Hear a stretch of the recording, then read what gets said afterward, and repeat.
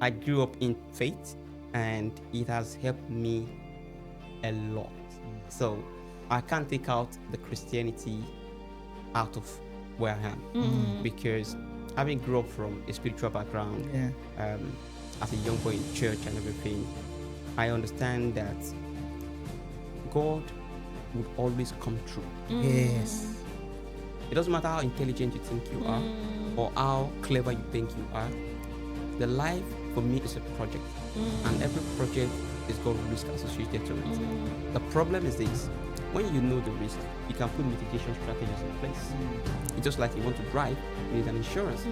It's not like you're going to hit somebody, but by adventure, if you do hit another car, and the car is a Lamborghini, how are you going to repair it? How are you going to buy a new one? So you need to think about the mitigations that you put in place. But when the life comes at you, sometimes you need to lean on the Holy Spirit to help you. So the faith I was brought into is different from the faith I know now. I come from a very spiritual background, a Christian home, but the God that was given to me is the same God. But the avenue at which I know that God is different from the way I was given. You have a personal because my personal relationship with God is what defines my future and where I am. I am that person that when it comes to the things of God, I am extremely passionate about it, because I know very well, in the book of Ephesians chapter 3 and verse 20, it is saying that it is God that is able to do exceedingly. That exceedingly, you leave it to God. Because what you can do as a person, you are limited. Your sufficiency is in God. So if you cannot leave that sufficiency to God, you will always keep trying within your capacity. But the moment you leave it to God, that is when your 1 + 1 becomes 11. Exceed your expectation. Because God will always do things in a way that even you yourself, you would ask yourself the question, how did I get here? What did I do? There are some words that you say sometimes. I've had experiences where I was at work, my contract was running to an end, and they're going to let me go. And I just had a meeting with a new leader that came in, and it was just a 30-minute conversation. And after the meeting, she said, "You're not going nowhere." Oh, wow. Telling you, my contract was going to end the next day. She said, "You're going nowhere." Oh, wow. She said, "I'm going to keep you on this project. I'm going to tell Alex whatever he needs to do, he needs to keep you on the project." And I was like, what? After the meeting, I was asking myself, what have I said? But the Holy Spirit helps us to be able to say the right word to the people. And the conviction comes from the fact that when the Holy Spirit is speaking through you, the words that you say at that point in time, they are not just you speaking. That is God using you as an orator to be able to speak the word. So when people try to, and this comes to, I'm going to digress a bit. This comes to the people that came to the country recently that decided to leave everything about God because they want to chase the pounds. I'm going to be honest with you, chasing the pounds, right, will look like it at the moment, but you will realize in 10 years' time that you have wasted a lot of time chasing.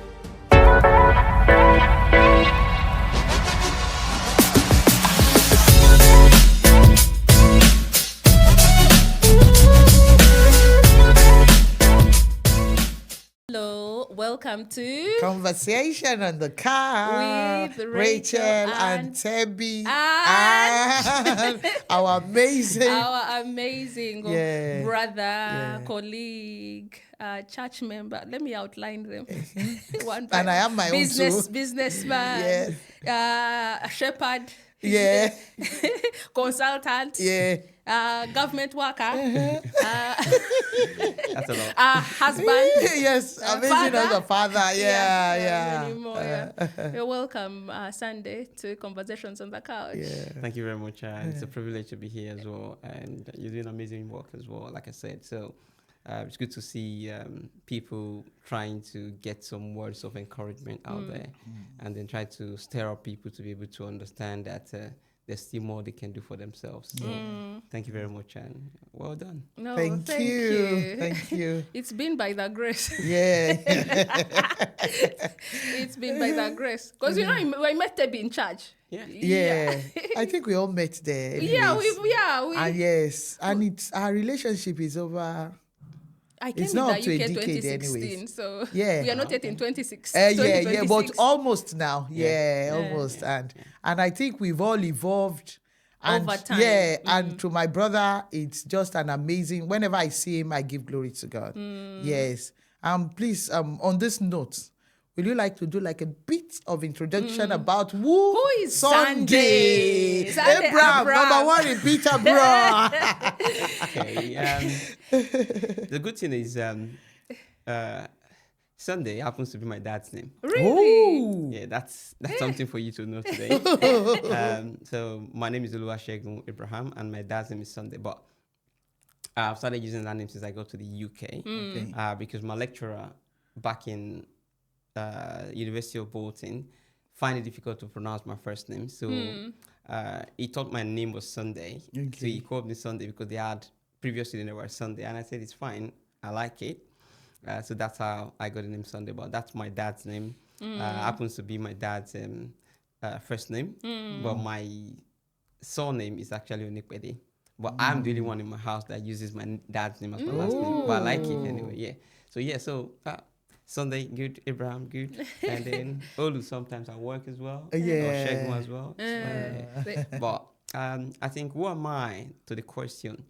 I think I'm just that one person that God has helped. That one person that has been able to see God's mercy, to be able to navigate life even when it doesn't look like it's going to work, to be able to trust God and be able to forge ahead and then be able to make, I would say God has made a lot out of nothing for me. And that's where I am. Talk about family, talk about work, talk about business, talk about career. It's been God all the way, because we came from one of the deep parts of the Lagos. But right here we are. Doing the things that we didn't know that we could actually do, and also encouraging others with our lives as well, to tell them that if we can do it, you can also do much more than us as well. And I think that really hits home, because that's the importance of this podcast. It's not just us coming here and talking about life, but it's more of encouraging other people of color like us, because we've been born and bred from in Africa, and then we've come here either in our afternoons or in our evenings, but we are telling another girl of color, another boy of color, that there is more to life. If we are here, then you too can do it. Absolutely. And it's really an honor to have you to be here with us to tell your story. It's a privilege to be here, and I just want to say thank you for all the good work again as well, and I'm hoping to see millions of followers on your YouTube page. So thank you for that. We claim it. We claim it. Yeah, it's just a matter of time. I do tell people that it's life is about process, and there are stages you don't jump. The reason why you don't jump them is because if you jump them, by the time you want to fall, there will be nothing to sustain you. But if you follow the process and you grow, it doesn't matter what it looks like at the top, because you actually follow the rigorous process to get to the top. You will always find a way to navigate it at the top.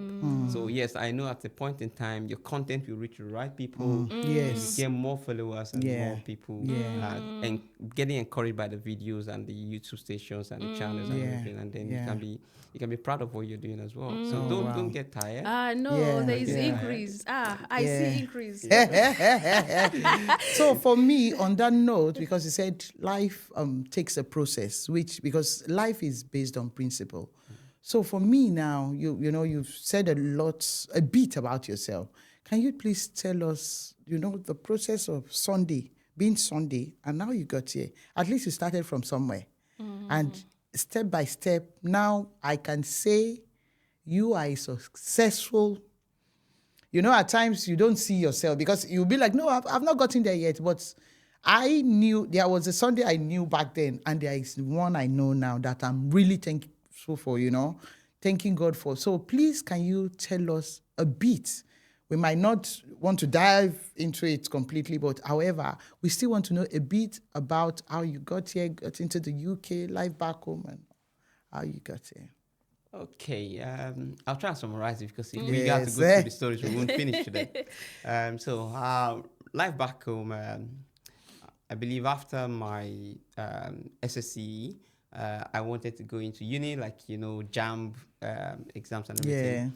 Had cut-off mark, and I wanted to study electrical electronics engineering, because right from school I was good with electrical repairs, like the Discman we used to use back then. The Walkman. Yeah, Walkman. So They're going to know my age. so I'm good at repairing them and then stuff like that. So I wanted to be an electronics engineer, but after trying to get into uni, I wasn't offered the course I wanted. I was offered estate management, and that was when I was in Federal University of Technology in Akure in Nigeria. So I decided not to go for it. Then I said, okay, what am I going to be doing within the next 1 year of waiting? Then let me get myself into something else. And this is something I'm actually working on at the moment in the UK, because there's a gap in there as well when it comes to apprenticeship. I'm going to talk about that in a bit. Okay. So I said, okay, let me get myself into something. And I went into how to make shoes. Yeah. So that's where my entrepreneurship started. So that was like, that's going to be like 24 years ago now. Ooh. So I went to entrepreneurship, started learning how to make shoes and stuff like that. And then I'm somebody that if I want to do something, I want to do it all the way. I want to do it to the best. So I was able to learn it for about 2 years. And then I started my own business with a friend, and we started going on from there. And then I worked with another company in somewhere around Ikeja in Lagos. And then from there we established. So I started having customers, clients and everything, people from outside the country buying from me as well, in the US, in the UK, and they bring into the UK as at then I was still back in Nigeria. Then I got myself into an opportunity to study computer science in Lagos State University as a distance learning student. So while doing that, due to the strike in Nigeria, education delays and stuff like that, so I decided that I'm not going to be here for the rest of my life trying to study while I'm working. So I decided to do something else, which we call the Advanced Diploma in Software Engineering. So that is being done by NIT in Nigeria or AppTech. Those are some of the institutions that do that. So it's a 2 years course that gives you the opportunity to learn software engineering. So I did that, came out with the distinction, and then got an opportunity to come to the UK to do my final year. That's how I got into the UK. So in a nutshell, my coming to the UK was as a result of me working as an entrepreneur, saving money, being able to push myself to study, and then being able to now get myself into the UK with that study. And I'm going to tell you another thing is that I had the opportunity of traveling before then, but the Lord said to me, don't move yet. So my friend that brought the opportunity to me then, as about 2006, 2007, then they were looking for English teachers in Finland. So he wanted us to go together, but I said, I can't go because I'm not having the leading to travel at that point. So I gave him the money to go. Oh, wow. Yeah. So I gave him money, he traveled, but I didn't travel. Wow. So, but I traveled, I left Nigeria 2012, February 12th. Wow. That's when I came into the UK. Wow. So did my undergraduate, and then I was also very diligent in studying as well, which is what I encourage right now to people as well. I came out with a first class from Bolton as software engineer, and then did my master's. I got to Peterborough. Wow. And then did my master's in Peterborough. And what helped me in my master's as well was that during my master's, my final project was a dissertation on how to establish a shoe manufacturing company in the UK. And that gave me a sponsorship within the government to stay in the country for another 2 years as a graduate entrepreneur. And that's how that journey, 24 years, has helped me stay in the country, be an established entrepreneur in the UK, and now manage to do a lot of things like came with your entrepreneurship. Wow. That is why we've created this platform for people. I know this person is well made. You don't know the person's journey. You don't know the person's story. At times they need to hear for them to know that it's not magic. It was a process. It was a journey, which I thought I know you. What I knew about you is that you love to help people. You love to motivate people. Yes, he's always there to listen. When you say, Brother Sunday, he says, yes, what can I do to help? You know, that is one thing I appreciate, and I celebrate you for that. Yes, yes, I celebrate Thank you very much. And that. I'm going to give that kudos to my parents, because I grew up from a home where I had my dad and my mom take out their eyes for people. So you grew up seeing that, so it becomes part of you. So I was still speaking to someone yesterday. There's an incident recently. We have children back home. When they're doing harvest in my church, I come from a CNS background, Cherubim and Seraphim, so I still try to encourage the kids growing up, because I used to teach children back home. So whenever they're having harvest, I try to support them and everything. And I asked my mom to keep some of the things that I sent for the kids so they can bring for my children. And just the day before they go, my mom already gives some of them out to some other people again.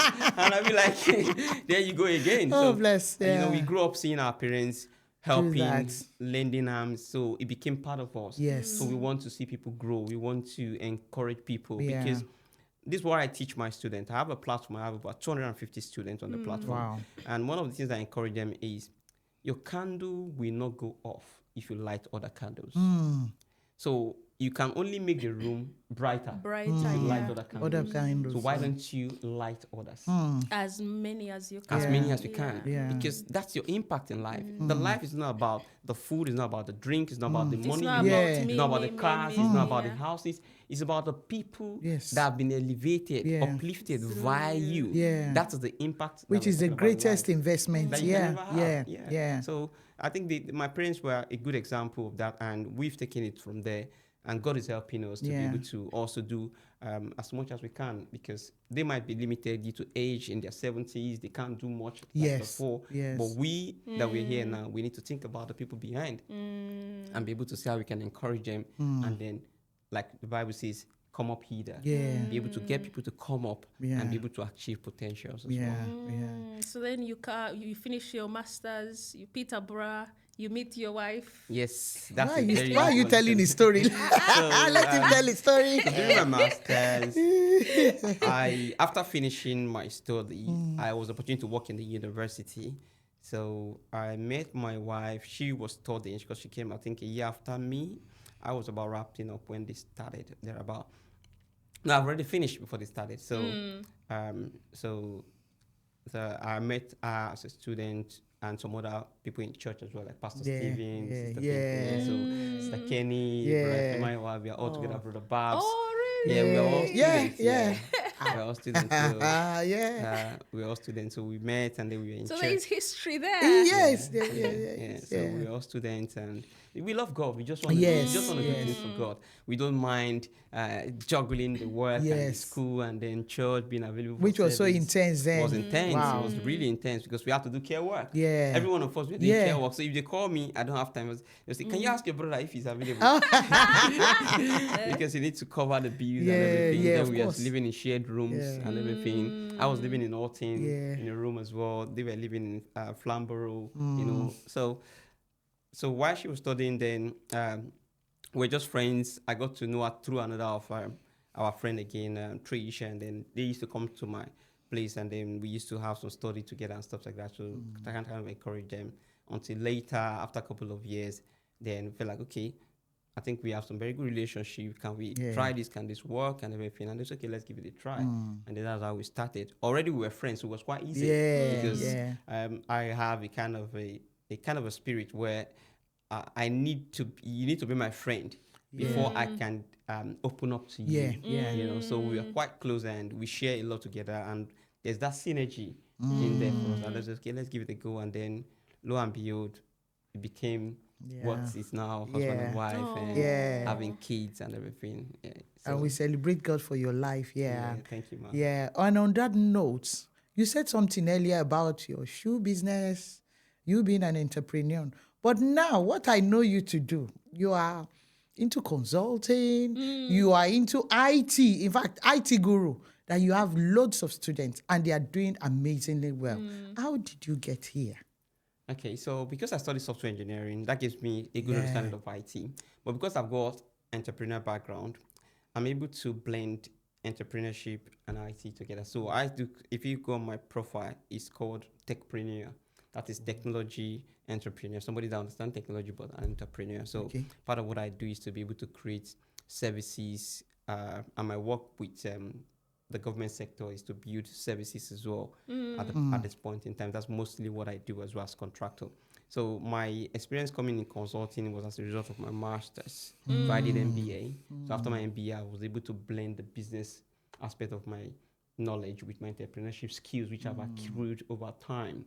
And then I didn't now drop what I was doing. So right now, some of the product that I do have, because I looked at the cost of manufacturing here and cost of manufacturing from Nigeria, it's cheaper from there, but by the time you import it here, I did it once. Yeah. The import duty was so high. So Yeah, what yeah. I did was, okay, I decided to look at what's going to work. So right now, what I do in the UK is I buy product in the UK. Okay. I still have some come from Nigeria, some finished product. Okay. But I buy in the UK. I buy from maybe closing down stocks, auctions, and then I sell. Like I have a lot of product right now. They are all on eBay. Okay. And Oh, so you Oh. more of like buy and then sell. Yeah, so with a markup. So Ah. because you buy, that's another thing that I teach on my YouTube page. You can buy closing Okay, down you have a stock. YouTube page. Yes, I do. Or you Yeah, you you give give us us the your link, link yeah. before you go. Yeah. So you can buy closing down stocks, or you can buy stocks that are highly subsidized in terms of pricing, but you Okay. get them more on auction anyway. Oh, okay. And then you sell them, and then you have a markup on them. So that reduces the overhead Oh, and the wow. cost. But when it comes to consulting, because of my experience working in public and private sectors and Yeah. my study as well, I've been able to work at one of the highest level, if I put it that way, but there's still more God can do. But having to work in a situation whereby you're sitting with ministers, come and review what you have done, working in the cabinet office to be able to deliver solutions that the government Yeah. is using for the entire public, it means you got to that position whereby you can say, yes, this is what you want God to do for you. But at the same time, when you look at the impact you get from doing those things, all you get mainly is you change the way the world is living.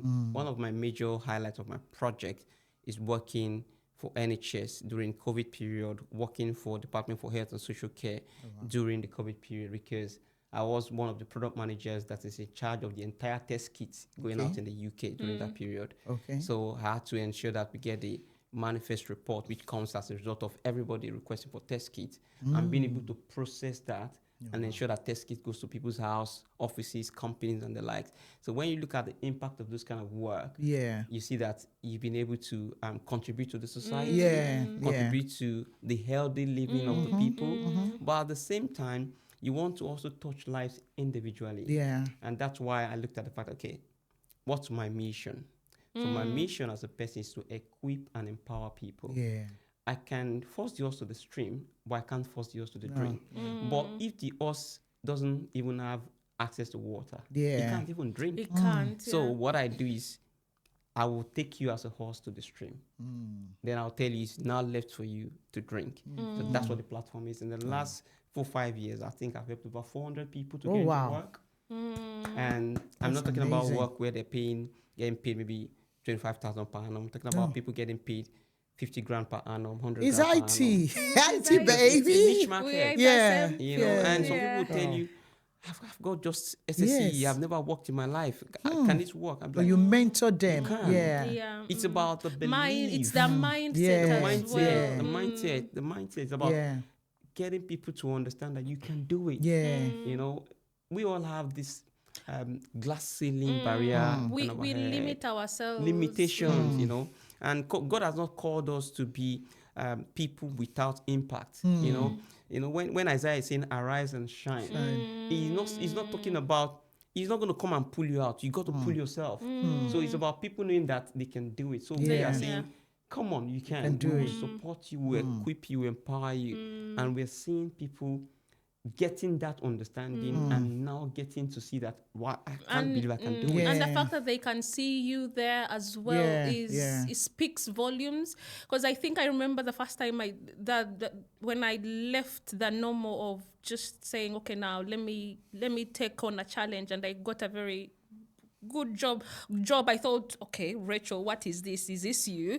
But then I thought to myself as I was driving to my workplace, I talked to myself and I'm like, Rachel, don't you think you're going above and beyond your limits? But I'm like, if it doesn't challenge me, how am I going to grow? And I saw this little girl that had gone to village schools, that had gone to a government university, standing and speaking in front of managers, board members, and giving them a direction on how they should run their business. And I'm like, okay. Yeah. This is not me. This is obviously, it wasn't by my own. It wasn't. Yeah. It could have only been God. Yeah, all the way.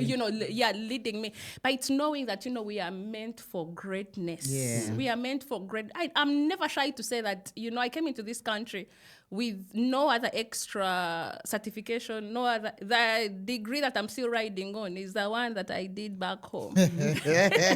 Information technology. Yeah. That's the same degree that has taken me up to where I am, you know. But it's not just that degree, it's that force of the Lord. You know, when they say when he breathes upon a man, when 1 and 2 equals to 2, that God is not there. But in this formula, when you look at one and another one and it just equate to 2, that's my story. I often say that, and that's my I think that's my mantra. I do tell people that if you do 1 + 1 and it becomes 2, that is you working based on the knowledge, the capacity, your brain that God has created with you. But when it becomes a miracle, when it becomes the Lord breathing upon it, is when your 1 + 1 becomes 11. Because even you yourself, there is no mathematical expression that you can use to explain. When you're done with the meeting, you go back in your car, you say, are these people the things that I've told them? me, myself. I don't know where I came from. Where are they coming from? But you know, you can only thank God. I think with that, it comes because with him, I appreciate something he kept saying. There's something about, there is a narrative in this environment we are in that, especially we Africans, they will be like, we don't help ourselves. We don't give ourselves information. And what do we live on here? There's this person I know will be like, don't give me money, just give me that information, let me run with it. Even the Bible says, run with it. Write it down, run with it. So what he kept saying is about helping people, mentoring, which I know him for. Because, okay, for someone to have a class of 250, you work with referrals. People will refer that, go to Sunday, you'll be sorted. Go to Sunday, career-wise, definitely will sort you out. So, you know, definitely you'll still have your own career too that brings food on the table. How do you juggle this? Being a mentor to a lot of people, and there's the narrative they push out to people that, yes, nobody will give you information, especially they will say, even we Yorubas, we don't help each other. How do you juggle these things? Your church is there, that we know you are a leader in the church. Your family life is there. You do a lot of consultancy work. Your own career is there as well. How do you juggle all these things? And we appreciate it that you help people, you mentor. Because at least when you look back now, you are able to say, yes, I've impacted this life. We're talking about investing in people. I've impacted this life, and you're happy about it. How do you feel? Because it's an achievement as well when you look at it. So it's like, my question is now interwoven that, you know, your greatest achievement and, you know, looking back and seeing the people you've mentored doing well career-wise. Yeah. I think I'll answer the question in 2 parts, which is the first one, which is our kind of juggle it together, and then in terms of mentorship, and I'm going to talk about the thing I'm talking about for the teens as well, the current challenge that we have in the UK at the moment. So in terms of balancing work-life balance, it's something I advocate for. I had a student that she's not a doctor. She did her master's while I was working in Anglo Ruskin then, and she went for a PhD at John Moore, Liverpool. So she's not a doctor. She was a very close friend, family friend. And our thesis or our dissertation at that point in time, where she was around work-life balance. I feel like for some of us, we have a lot to do. So the best way we kind of manage these things is to be able to prioritize. So I live by what I call a Moscow prioritization. So I look at what do I need to do now that if I don't get it done, things are going to go awry.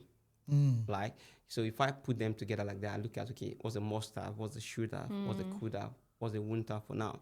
And every now and then, I'm conducting what I call SWOT analysis on myself. What's my strength? What's my weakness? What are the opportunities that are available to me? And what are the threats? So when I look at all those things, I then say, okay, right, that's fine. Maybe I should do this first and then come back to that and come back to this. I used to have a problem with delegation. The reason why I have a problem with delegation is I'm not a perfectionist, but you are. But I always that's going to come from someone who I always want to see improvement. Yeah. And that has been my drive as a person. It doesn't matter where I am now. I'm always doing gap analysis. how can I get to the next level? What is God saying? Right? So when I look at what I need to do, the people I need to help, I delegate some of them now. Like for example, our training platform, I've delegated my wife is in charge. She's the program manager. She's in charge of very beautiful and brilliant, beautiful and brave. Very intelligent woman. So Yeah. she can do what she didn't want to do. I told her, you got to do it. Yes. You haven't got a choice. Just come out and let's get this thing done. And you know, she's a very reserved person. Yeah, quiet she person. doesn't want to talk yeah. to people. She just want to be on her own. But I said we got to help people. And now she's running it, and lots of people are also getting to come out of their shell. She's mentoring as well, yeah. And then so she deals with them project and all our clients' project as well. They run. I just go out, they get a project, bring it in. Wow. They run the project, they deliver the project. You know. So those are some of the things that we do. So I kind of begin to delegate now, and it makes it easy for me. And at the same time, I try to create time for the family. So I know I've got my daughter, my son. They're quite handful. Yeah, my daughter won't let me go out. She wanted to come here with me. That is girl. Bless her. I said, where I'm going is not for it's not children party. Don't worry. You know. But I try to create time for them where possible, to be able to give them that couple of hours every day to be able to play with them. Every morning I try to prep them for school myself. I don't allow anything. Just want to do it myself. Give back them that money, give them that bathing, and then get them ready for school. You are present, father. You know, just make sure that morning that's sorted, and then when they go to school, I can then work and everything. But when it comes to other things like consulting, it's all about appointments. So it got to be booked.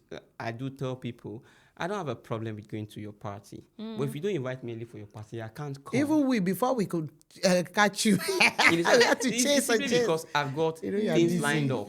Already, I've got a guest coming to Peterborough. It's going to be in Peterborough maybe in a couple of hours. Bless you. You know, so people got to understand that time is the only thing you can't redeem. You can't redeem it, Money you can make again, but time you can't. So you got to make use of the time. So every hour for me counts.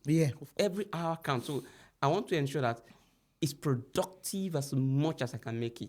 If I need to sleep for 1 hour, I want to ensure that I catch the rest I need. I believe that as a person, at the point in time, my day starts a bit early and I finish a bit late. But all that is just to meet up with what I need to do. And if I have to do my job, which is a contract, maybe a 9-to-5 job as well, I need to factor in what am I going to do from that 5 o'clock to later. If it's going to be a midweek service, what am I doing for the midweek service? It's going to be a Sunday service. My Sunday is already gone. Your Sundays, that's already blocked out. You know, so you don't even put anything on Sunday. You know, Saturday I have to teach because I teach every Saturday. So in the morning to about afternoon, I'm not available. So if you put in a party and you're asking me to come on Saturday, I'm sorry, I can't come because I got something booked. So I believe to answer that question in terms of managing, it's quite difficult, but it can be done if you can prioritize and know what you can delegate and let people do it. Now, when it comes to impact of mentorship and seeing results, I do tell my students that the only joy I have is when they come back to me and they say, oh, I got that job I wanted. I'm much more happier than that. I don't need your salary. I'm not asking you to give me money from it. I just want you to live a good life. So it's about the value that comes out of it. So when those values are coming out of it, you are encouraged to do more. So I tell them, it's not your money that I want. I want your time. Some people say, well, I can pay. I say, no, it's not about you paying for my. It's about you being available. So when people want it, you will see the difference. Then when they get the result that you want them to get, you're like a mother and you see your daughter, your son coming out with flying colors in school, you are proud because every investment now begins to come out with results. So you feel like, oh, all the time my dropping you in school, bringing you back, the assignment, everything's coming together, you know. So mentorship comes with the mentee wanting to be mentored and not wasting the time of the mentors as well. Oh, wow. Powerful. That's deep. So, Sunday, we cannot talk about you without talking about the church. You and the church go hand in hand. How has faith shaped your journey? I would say I am a realistic person. I'm very objective. I grew up in faith and it has helped me a lot. So I can't take out the Christianity out of where I am. Because having grew up from a spiritual background, as a young boy in church and everything, I understand that God would always come true. Yes. It doesn't matter how intelligent you think you are or how clever you think you are. The life for me is a project, and every project is got risk associated to it. The problem is this: when you know the risk, you can put mitigation strategies in place. It's just like you want to drive, you need an insurance. It's not like you're going to hit somebody, but by adventure, if you do hit another car, and the car is a Lamborghini, how are you going to repair it? How are you going to buy a new one? So you need to think about the mitigations that you put in place. But when the life comes at you, sometimes you need to lean on the Holy Spirit to be able to help you. To guide you. So the faith I was brought into is different from the faith I know now.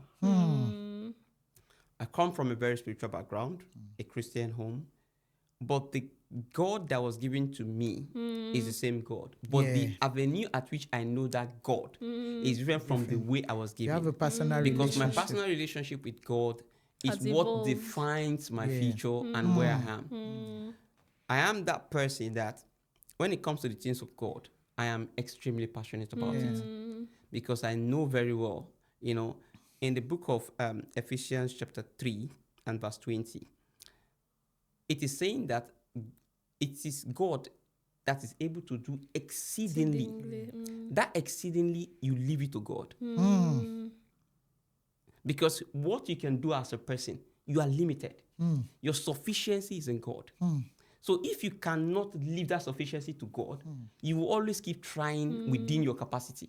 But the moment you leave it to God, that is when your 1 + 1 becomes 11. And exceed your expectation. Because God will always do things in a way that even you yourself, you would ask yourself the question, how did I get here? What did I do? There are some words that you say sometimes. I've had experiences where I was at work, my contract was running to an end, and they were going to let me go. And I just had a meeting with a new leader that came in, and it was just a 30-minute conversation. And after the meeting, she said, "You're not going nowhere." Oh, wow. I'm telling you. My contract was going to end the next day. She said, "You're going nowhere." Oh, wow. She said, "I'm going to keep you on this project. I'm going to tell Alex whatever he needs to do, he needs to keep you on the project." And I was like, what?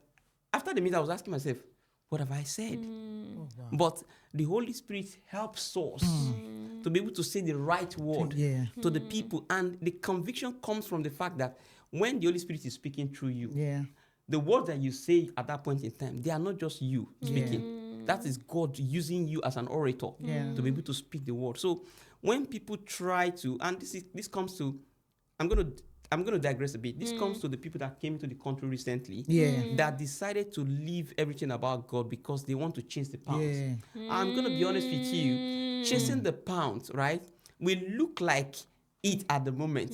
But you will realize in 10 years' time that you have wasted a lot of time chasing the pounds. We were there. Obviously, we were on the same church. As a student, nothing, no car, no house, no family. We're just doing things of God. But by the time God began to settle us, it was like a miracle. People that knew us before cannot fathom how we are where we are today. We are not we are not where we used to be. And we know we are not there yet because God has not finished with us. But we understand the impact and the influence of church on our lives. And that's why everything about church has to be priority for me. When it comes to the faith, when it comes to church, working with the pastor, trying to reach out to the community, reaching out to the council and everything, the less privileged, the hungry, the people that are homeless, people that have children with broken homes. There's a lot that you can do. So by the time you put them at the forefront, charity begins at home. You can be sure that even your kids are sorted. I'm not having fear that my kids will grow. There will be nobody to look after them because I know God will not leave them to suffer because I'm putting You've lot paid your to help dues. That's powerful. Just a quick one because we are trying to round up. We don't want to take much of your time. what exactly, because we've talked about mentoring, we've talked about, because I know you normally do, there's a program you normally do is it every year now? Yeah. Yeah, that you normally do every year it's a professional. Yeah. I want you to talk a bit more about it, one. Secondly, this mentoring of a team that you do, we want people, because a lot of people now, as soon as they see you on a thumbnail, they'll be like, okay, how did he get here? What exactly do you do that people can come to you for mentoring, coaching, so that they will know where to come to, what you do exactly, and what is required of them, please? Okay, thank you very much. So I believe in order for me to give a bit of context, so what I do currently is more or less a consultancy where there are some people that have got ideas. They want to start business, or they don't know how to go about their life, or maybe career-wise they don't know where to start from, or maybe they just arrived into the UK, they don't know where to go from here. So I kind of guide them to be able to settle, and that includes even visa issues, because I've been through that process and all the stuff. Yeah. So kind of guide them, what job can you do, where can you go, what can you do, how can you settle, and stuff like that. So those are some of the things I do. And then in terms of training, I do have IT training platform where we run boot camps, and it's mainly boot camps for people to be able to learn the job that I do, which is IT project management. Okay. We have people that are business analysts, delivery managers, scrum masters, project managers, test managers, PMOs, program managers, and the likes like that, developers as well. So that training is what I do for people. So that is part of the things I'm doing, and I'm still doing it. And what we're trying to do at the moment is, like I said, I was going to mention it before we go. So we realize that there are some people in the country at a point in time now that their kids are like 17, 18. They need to go to uni, but because the parents only arrived a year ago or 2 years ago, they can't go to uni because they don't have recourse to public fund. And student loan is public fund.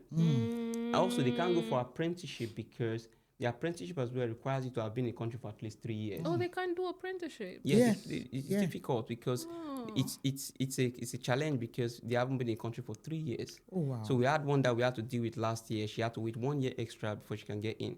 And now I already have 3 kids right now that the parents, in fact, one of them said, I'm going to will this child to you. Oh, bless you. Because I don't know what to do anymore. And he wants to study cybersecurity, but he can't go to uni because they can't afford 15,000 per year for the next 3 years. Of course. So what I'm doing is I'm organizing a summer boot camp for them, which is going to start July 28th, while they're on break, to be able to get those people within that range, the teens between 13 and 19 to 20 that wants to be involved in. So what we are teaching them is like content creation, digital marketing, AI agent creation, amazing, business analysis, introduction to project management, starting up your businesses, Amazon sales as well, fulfillment, selling on TikTok. So those are things we want to do so that they can use their phone to do something tangible. So those are some of the things we do. On the other side, I do have intake every month where I take in people into bootcamp training. That training goes for 3 months as well. Okay. So within that 3 months, I train them, and then they can then have experience. Some of them take 6 months. Learning is different. Okay. Some people take 6 months to learn. Some takes 3 months. Some takes a year. Depends on how quick you can pick it up. But we ensure that they have work experience because it's not becoming a cowboy. You have to learn, you have to work in project, you have to have the experience, and then we start applying for jobs outside. Oh, wow. So the program, to answer the first question, that goes every year, those are the people that I've trained. Okay. Oh, those are the people I've mentored, and some other guys as well, and friends that are local and outside the country as well, they join as well. So that meeting every year is to be able to encourage them, to be able to get speakers to come in and tell them how to shape their year. So we have it every early part of the year. It's more or less a launching. It's called the Great Achievers Symposium. Oh, wow. To launch them into the year. So we try to have it every January so they can use that to run throughout the whole year as well. So while we try to close down, what would you tell the young man out there? What young man, new immigrants, especially. They're trying to find their footing. What words would you leave with them? I would say, believe in yourself. One thing about this country is you don't need to know anybody to rise. You just need to be able to say you can do it and do it. Yes. I'm a living testimony. Yes. Unlike the perspective that we have that I need to know somebody to rise to get to the top. Yeah. This country is open to opportunities. If you can do it, you'll be given the opportunity to do it. And if you can do it, you're going to get there. Another thing is for the ones that are maybe of a marriageable age, 2 good head, if I put it that way, is better than one. I'll say this because working together in this country, maybe as a man with your wife, makes your journey shorter. Yeah. It does. Yeah. You wouldn't know until when you see the impact of, if you look at the mortgage, for example, they will look at income of both of you to be able to give you affordability, which is the AIP. But your income alone might not be able to cut it. Yeah. But I understand the fear of so many people and all the way marriage has been bastardized and everything. There's going to be challenge, there's going to be issue, but you got to understand that if you want it, you got to find a way around it, you know, and it's easier if you get somebody working with you. And the last thing I'm going to say to anyone is, whatever you're doing, wherever you are, be with the right people. People can make your mind. Influence will play a significant role in your next 5 years and 10 years. The people that influence you, the people you talk to, the people you sit with, the people that you go out with, they will shape your future. Yeah. So if you want to go somewhere in the next 5 years, look for people that are going that direction and make them your friends. Because it's very easy to get carried away by the immediate environment. But if you know where you're going, look for the right people, stick with them, and seek for the right information. Information is power. You need information more than money, like you said at the beginning. Yeah. If you get the right information, money is not a problem. Yeah. Money is never a problem. It's just information that you need. So seek for the right information, be with the right set of people, seek the right counsel.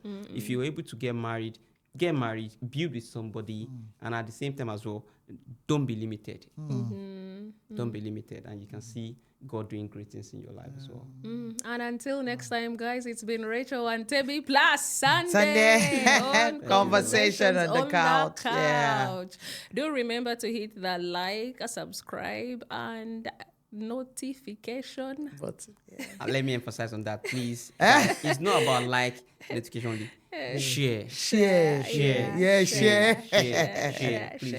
And So thanks so much for coming. We appreciate your time. Thank you so much. We are not taking it for granted. Please, because we know you are so busy.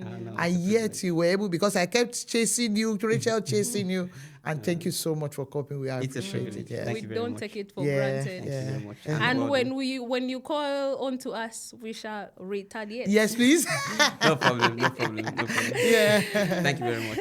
Bye. Thank you. Bye-bye. Bye.